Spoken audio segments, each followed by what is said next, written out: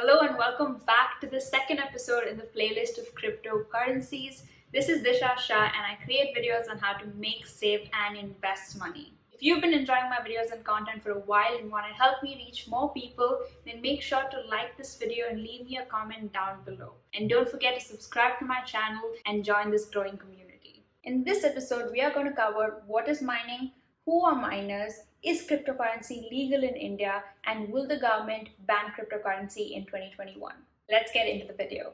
In the previous episode, we saw that cryptocurrencies were introduced as an alternative of the current banking system. Our current banking system has a central authority responsible to make transactions and update it in the ledger. A ledger is a book or a collection of accounts in which all account transactions are recorded. So if you want to send 5,000 from your account, you simply tell the bank who you want to send it to, and the bank will make the transaction and then update it in the ledger. But in cryptocurrency, there is no central authority. So how do you create a decentralized system also to update the ledger without giving anyone enough power that they might become corrupt? Now, before we get into mining, you have to know that each coin has its own way or mechanism of being minted or destructed. There are various kinds of mechanisms, but the two important ones are proof of work and proof of stake. In this episode, we're going to look at how Bitcoin and Ethereum are mined, which is proof of work. Now let's go back to the question. If there is no central authority or bank responsible for updating each time a transaction is made, who is updating this ledger and transactions? Well, the answer is anyone who wants to participate in updating the ledger of transactions made of a Bitcoin, which is the blockchain, can do so. Which means you who are watching right now can also be a Bitcoin miner. All you have to do is guess a random number that solves an equation generated by the system. Now this guessing is going to be done by your computer. So the more powerful your computer, the more guesses you can make per second, which means the more chances you have of winning this game. Now if you're thinking, why would someone want to willingly participate in updating a ledger? What do they get out of it? Every time you guess the number right and solve the equation, you get rewarded Bitcoins and get to write the next page of Bitcoin transactions on the blockchain. Now let's look at the mining process in a little more detail.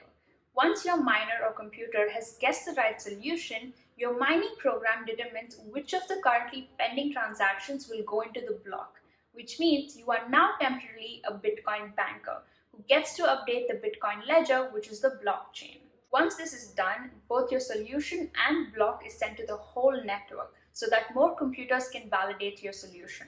Each computer that validates your solution then updates its copy of the Bitcoin ledger with the transactions you chose to include in the next block. Since mining is a guessing game, each time a different miner will guess the solution.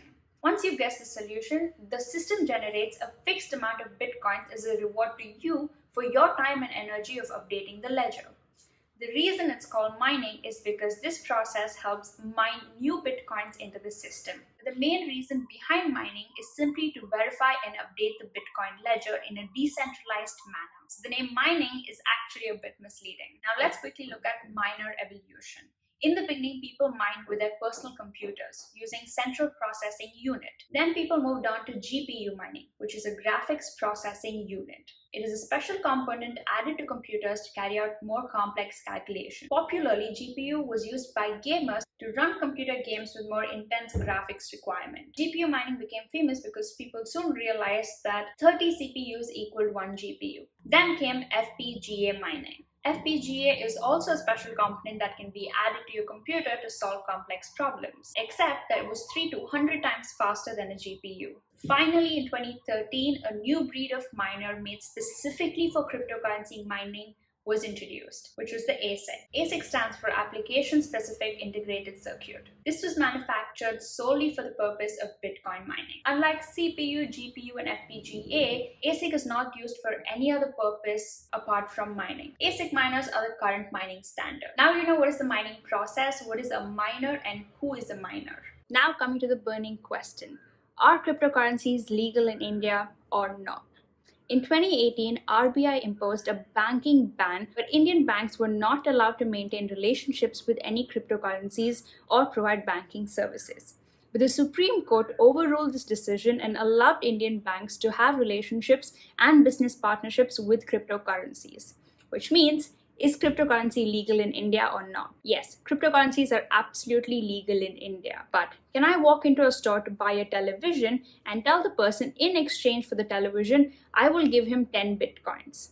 No, this is illegal because Bitcoin is not a legal tender of money, which means similar to how I cannot walk into a store to buy a television and promise the person 10 stocks of Britannia, I cannot promise 10 bitcoins because both are illegal tenders of money, which means I cannot currently use cryptocurrencies to buy goods. I can only use INR to purchase goods. Now let's go to the second most burning question.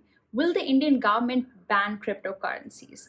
The most popular opinion is no because of the consequences the government will face. So let's look at these consequences. First, in India, there are over 7 million users and this number grows each day. And they hold assets over $1 billion.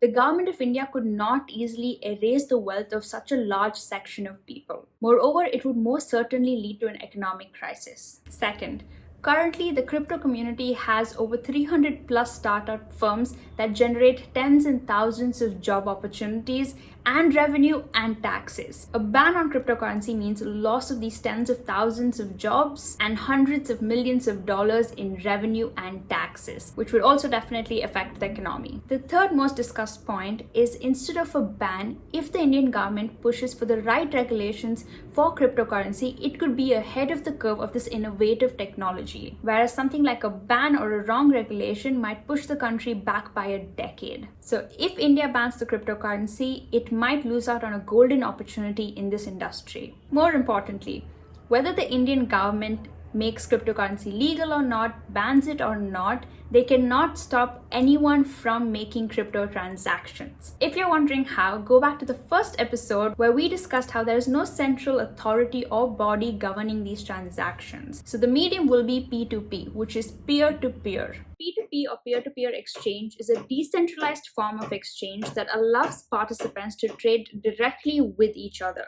Simply put, P2P exchanges allow you to directly transfer cryptocurrencies from your account to the account of another person without the need of intermediaries. So if there are no intermediaries, it means that no one can stop these transactions from happening. That's it for this episode of the cryptocurrency playlist. If you enjoyed it and know a little more than yesterday, then hit the like button and leave me cute comments down below. My current is just gone and it just came back. Either way. Subscribe if you haven't already, and if you stuck with me till the end of the video, the highest in me recognizes the highest in you. And I will see you in my next video.